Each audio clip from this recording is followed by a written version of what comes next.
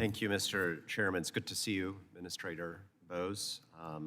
Congratulations on your confirmation, and thank you in particular for all your work on the Gateway project, both before you took this job and today. You and I toured the existing Hudson Tunnel with Secretary Buttigieg last summer, and I know you've been a champion of this project, which thankfully now is funded under the bipartisan infrastructure bill, and I look forward to working with you to get it over the finish line ahead of schedule, under budget.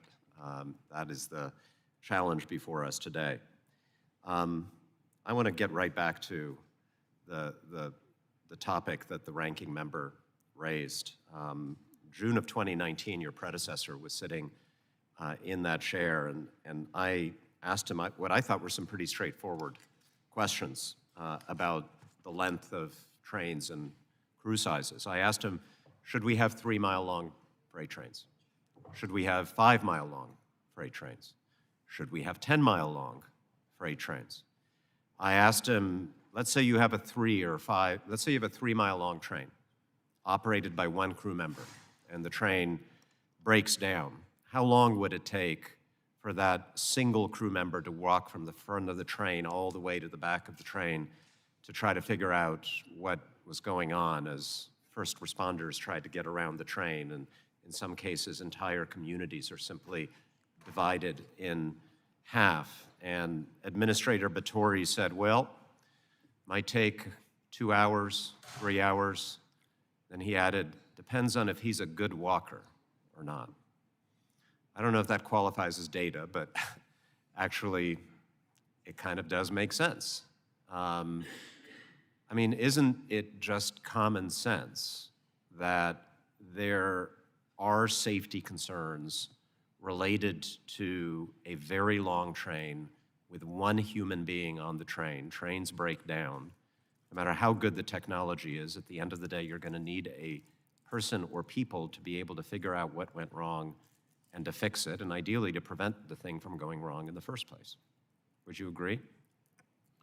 Congressman, absolutely, and I'll tell you something, when I came to FRA that was sort of amazing to me was that FRA was not measuring train length in accidents and investigations. We've changed that because it's always about the data we hear. So we're now taking stock of the size of trains. And like you also said, training is an important part of that. Communication between the different parts of the train is an important component of that. So train length brings a whole host of issues that are now things that we have to address in a holistic way. Okay, thank you so much.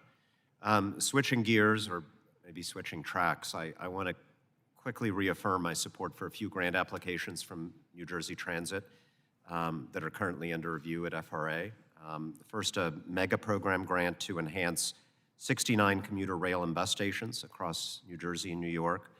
Second, a state of good repair grant for the Tunnel Avenue right-of-way bridge, which is part of the Hudson Tunnel project. Third, a state of good repair grant for improvements to Newark Penn Station, as well as for planning and pre-construction activities for the Hunter flyover. I hope for full and fair consideration at FRA. Look forward to hearing back from you soon on those. And I want to particularly ask you about the Hunter flyover. I'm sure you're familiar with that project from your previous work. It's critical to one of the main commuter railways in my district, the Raritan Valley line. I wonder if you might offer some thoughts about the importance of that project. Congressman, anytime we can make improvements on rail, and particularly known spots like that one, we absolutely want to. And we know that the grant programs that the bipartisan law enabled and the projects, the opportunities that it presents are going to lead to increased safety outcomes and also better capacity and also more opportunities to increase ridership. So projects of that nature are the things that, again, the bipartisan infrastructure law, just a year ago, it wasn't even possible, and now there's an endless amount of possibilities. Thank you so much. I yield back.